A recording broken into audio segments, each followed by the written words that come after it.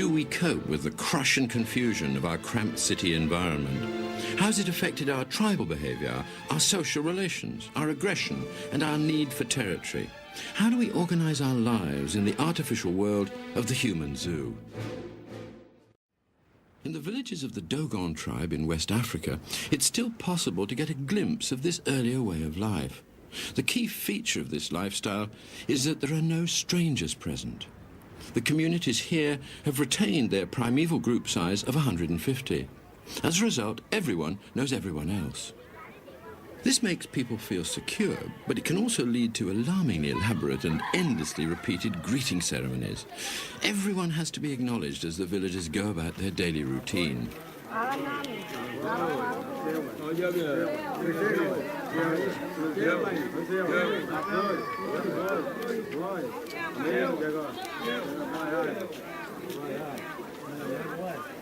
Because all Dogon tribespeople are so aware of everyone else in their society, they're rarely solitary.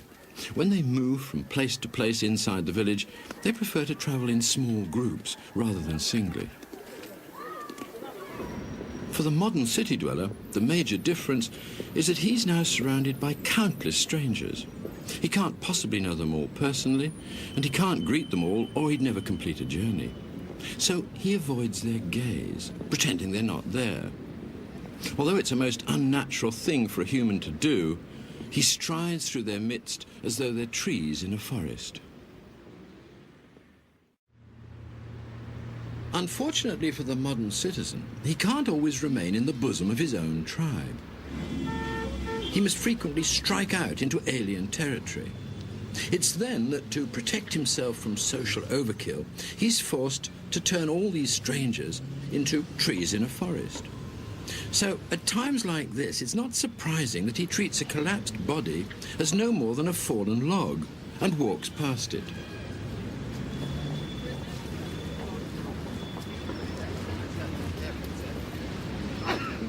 By the simple device of asking someone to feign a collapse and lie still on the ground, I was able to establish that in a big city street, a human figure, apparently in need of urgent attention, can remain unattended for a very long time indeed.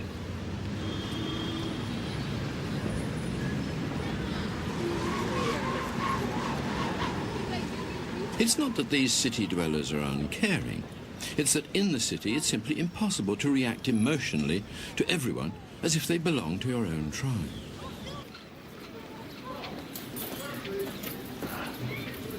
When the same body lay in a village street, rescue was immediately at hand. Interestingly, it came from the local inhabitants, the true villagers, not from the visiting tourists.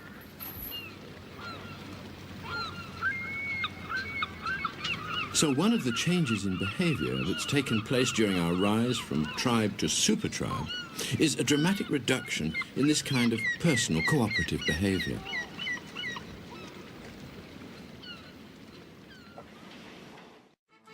Once a tribal group has been established, it must repeatedly display its existence.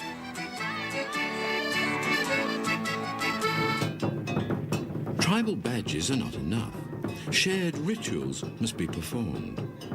Members of the tribe must indulge in extravagantly unique activities that conspicuously set them apart from other tribes.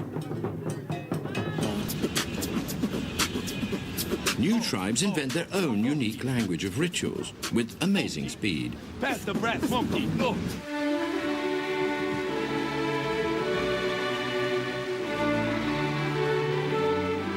Others, with age-old traditions, like these Freemasons, frequently develop rituals that are staggeringly elaborate, and to the outsider, frankly bizarre.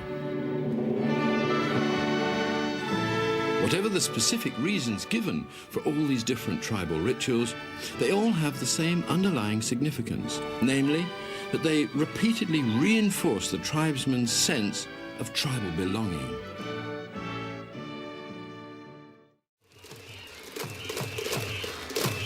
But at less intense moments, even the largest of tribes manages, by performing simple rhythmic actions, to enjoy the experience of shared involvement.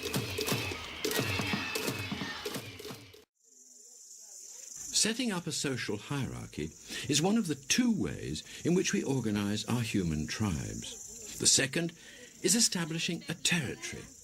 Whereas status is concerned with who you are, territory is concerned with where you are. In being territorial, we differ from most other primates. And this is because, as primeval hunters, our ancestors needed a place to return to with the spoils of the chase. We had to have a home base, and that home base had to be defended. We feel compelled to set up territorial signs, indicating that this is an occupied area. In this way, we hope to reduce the need to actively defend our homes. We trust people to respect our space if we make the boundaries clear enough. Our personal space is like an invisible territorial shield that surrounds us wherever we go, and that distances us one from another. Wherever you look, you can see bodies arranged at regular intervals, as though obeying some unwritten spatial law. We like to establish temporary territories. Without a well-defined space, we feel lost. I like to be at the back, small and petite. So as long as it's not to the office, I'm at the funeral. So we're forever setting out our territorial markers and recreating familiar surroundings. As here, where imaginary dining rooms are magically conjured up in the middle of a field full of cars.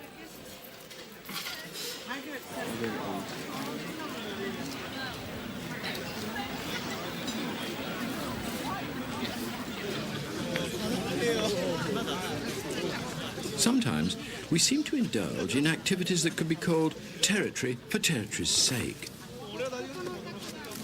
Throughout Japan, when the cherry blossom is about to fall, people leave their homes and carry rough and ready territorial markers with them to establish and defend a small patch of ground in the middle of public parks.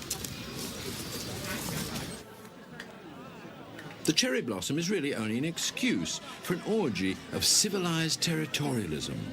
Each group enjoys the sensation of being inside their little nest, even though it's only a simple flat covering on the ground.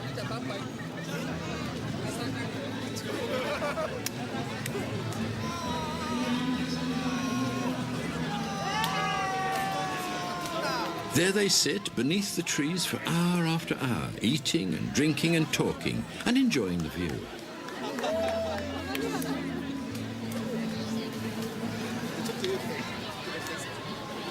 They usually respect one another's territorial markers and rarely intrude on one another's delineated spaces.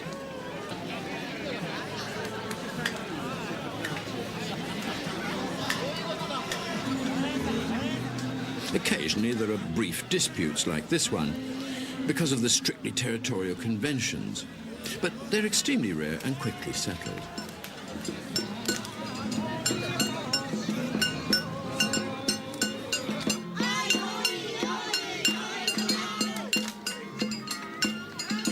Once they're all well installed, they celebrate with songs and dances and a warm sense of belonging to a territorial group.